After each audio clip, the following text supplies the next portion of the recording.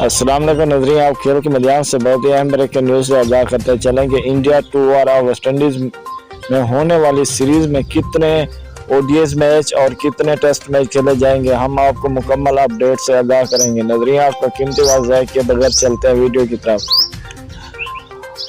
India 2 और West Indies में होने वाली सीरीज़ में 2 टेस्ट मैच खेले जाएंगे। पहला टेस्ट मैच 12 जुलाई और दूसरा 20 जुलाई को खेला जाएगा और 3 ओडीआई मैच खेले जाएंगे। पहला ओडीआई मैच 27 जुलाई को और दूसरा 29 को और तीसरा 1 अगस्त को खेला जाएगा। नजरीन, आपको बताते चलें कि अगर ये मैच लाइव बराह रास्त देखना चाहेंगे तो फेसबुक पर और गूगल पर इन दोनों की टीमों के नाम सर्च करेंगे तो आपको लाइव मैच मिल जाएगा, आप लाइव एंजॉय कर सकते हैं। मिलता है नेक्स्ट वीडियो के साथ, हमें दे इजाजत, अपना ख्याल रखिएगा।